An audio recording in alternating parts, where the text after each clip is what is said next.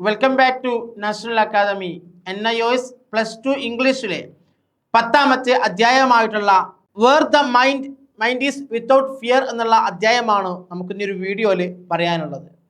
രവീന്ദ്രനാഥ് ടാഗോർ ആണ് ഈ കവിത എഴുതിയിട്ടുള്ളത്. ഈ കവിതയുടെ പശ്ചാത്തലം എന്ന് പറയുന്നത്, ഈ കവിത എഴുതുമ്പോൾ ഇന്ത്യ ബ്രിട്ടീഷ് അധിനിവേശം നടക്കുന്ന ഒരു സമയമാണ്. ഇന്ത്യയിലെ ബ്രിട്ടീഷുകാരുടെ അധിനിവേശത്തിൽ നിന്ന് വീർപ്പുമുട്ടിയ തൻ്റെ സഹോദരങ്ങൾക്ക് സമാധാനപരമായിട്ടുള്ള ആശയങ്ങൾ അവരുടെ മനസ്സുകളിൽ ധൈര്യം പകരാൻ വേണ്ടിയാണ് ഈ ഒരു കവിത എഴുതിയിട്ടുള്ളത് എന്നുള്ളതാണ്. മാത്രമല്ല, വളരെ ചിന്തിപ്പിക്കാൻ പ്രേരിപ്പിക്കുന്ന ഒരു കവിതാ സമാഹാരമാണ് നമ്മുടെ where the mind is without fear എന്നുള്ള കവിത. അതിലെ ബംഗാളി ഭാഷയിലാണ് ഈ പ്രാർത്ഥന എന്ന ശീർഷകത്തോടു കൂടി പ്രസിദ്ധീകരിച്ച ഒരു കവിതയാണിത്. പിന്നീട് ഇത് ഇംഗ്ലീഷിലേക്ക് ട്രാൻസ്ലേറ്റ് ചെയ്യപ്പെട്ടു.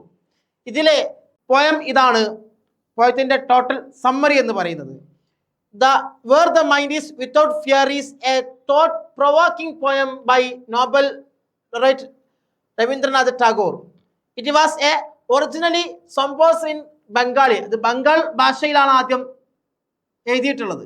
ശേഷം അദ്ദേഹം ഇംഗ്ലീഷിലേക്ക് ട്രാൻസ്ലേറ്റ് ചെയ്യപ്പെടുകയാണ്.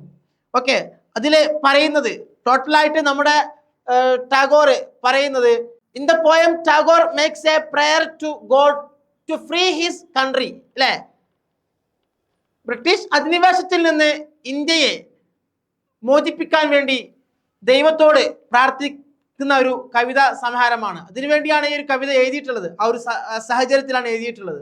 അതുപോലെ തന്നെ കറപ്ഷൻ ആൻഡ് സ്ലാവറി, അല്ലെ, മറ്റുള്ളവരിൽ നിന്നും അടിമത്തത്തിൽ നിന്നും മോചിതരാകാൻ വേണ്ടി ഇന്ത്യയെ സ്വന്തം രാഷ്ട്രത്തെ മോചിപ്പിക്കാൻ വേണ്ടിയാണ് ഈ കവിതയിൽ പറയുന്നത്. He yearns for an awakens country where there would be freedom of the mind and expressions of ideas. അല്ലെ, മനുഷ്യന് എപ്പോഴും ഫ്രീഡം ആണ് ആവശ്യമുള്ളത്. മനുഷ്യന്റെ മനസ്സുകളിൽ എപ്പോഴും സന്തോഷം ഉണ്ടാവണമെങ്കിൽ എപ്പോഴും എന്ത് വേണം? പ്രാർത്ഥന വേണം എന്നൊക്കെ കവിതയിൽ അദ്ദേഹം പറയുന്നുണ്ട്. ഓക്കെ, അതുപോലെ തന്നെ ഈ ഒരു കവിതയുടെ അദ്ദേഹം പറഞ്ഞിട്ടുള്ളത്, ഈ ഒരു കവിത എഴുതാനുള്ള പശ്ചാത്തലം നമ്മൾ പറഞ്ഞു കഴിഞ്ഞു, അല്ലെ. അതുപോലെ തന്നെ കവിതയിൽ രാജ്യത്തിനും രാജ്യത്തെ ജനങ്ങളുടെ ഐശ്വര്യത്തിനും സമാധാനപരമായ ജീവിത അന്തരീക്ഷത്തിനും വേണ്ടി ഈ ദൈവത്തോട് പ്രാർത്ഥിക്കുന്ന സാഹചര്യമാണെന്നും പറഞ്ഞു. അതുപോലെ തന്നെ ഈ രാജ്യങ്ങൾ ശത്രുക്കളിൽ നിന്നും പൈശാചിക ശക്തികളുടെ വിളയാട്ടങ്ങളിൽ നിന്നും മോചിപ്പിക്കണമെന്നും സ്വതന്ത്രവും സമാധാനപരവുമായ അന്തരീക്ഷം നൽകണമെന്നും അദ്ദേഹം ദൈവത്തോട് പ്രാർത്ഥിക്കുന്ന ഒരു സാഹചര്യമാണുള്ളത്. രവീന്ദ്രനാഥ് ടാഗോറിനെ നമുക്കെല്ലാവർക്കും അറിയാവുന്ന ഒരു വ്യക്തിയാണ്. അദ്ദേഹം Tagore wrote this poem when India was under the clutches of British rule. അല്ലെ, ബ്രിട്ടീഷ് അധിനിവേശത്തിന്റെ, ബ്രിട്ടീഷ് നിയമങ്ങൾക്കിടയിൽ കിടന്ന് ഞെരിഞ്ഞമർന്ന ഒരു സാഹചര്യത്തിലാണ് രവീന്ദ്രനാഥ് ടാഗോർ ഈ ഒരു കവിത എഴുതിയിട്ടുള്ളത്. മാത്രമല്ല, അതിൽ അദ്ദേഹം പറയുന്നത് ഓരോ പ്രാർത്ഥനകളും ദൈവത്തിന്, സ്വന്തം രാജ്യത്തിന്റെ രക്ഷയ്ക്ക് വേണ്ടിയുള്ള പ്രാർത്ഥനയാണ് അദ്ദേഹം ഈ കവിതയിലൂടെ പറയുന്നത്. അപ്പം അന്ന് അടിച്ചമർത്തപ്പെട്ട ഇന്ത്യൻ ജനതയ്ക്ക് വേണ്ടി എഴുതിയിട്ടുള്ളതാണ് ഈ ഒരു കവിത എന്ന് പറയുന്നത്. ഇതിൽ പ്രധാനപ്പെട്ട ക്വസ്റ്റ്യൻസുകൾ ഇതൊക്കെയാണ്. എല്ലാ എക്സാമുകളും ആവർത്തിച്ച് ചോദിക്കാറുള്ള ക്വസ്റ്റ്യൻസുകളാണ് നമ്മളിവിടെ ഡിസ്കസ് ചെയ്യുന്നത്. What is meant by mind is without fear and the head is held high എന്ന് കവിതയിൽ പറഞ്ഞിട്ടുണ്ട്. എന്താണ് അതുകൊണ്ട് ഉദ്ദേശിക്കുന്നത് എന്നുള്ളതാണ് ഇവിടുത്തെ ഒരു ക്വസ്റ്റ്യൻ എന്ന് പറയുന്നത്. അപ്പൊ അതിന്റെ ആൻസർ എന്ന് പറയുന്നത്, to be fearless and self respecting. അല്ലെ, ഒരു ഭയവുമില്ലാതെ സ്വന്തം അഭിമാനത്തോടു കൂടി സ്വന്തം ബഹുമാനിച്ചുകൊണ്ട് തന്നെ മുന്നോട്ട് പോവുക എന്നുള്ളതാണ് അവിടെ അതിന്റെ മീനിങ് ആയിട്ട് പറയുന്നത്.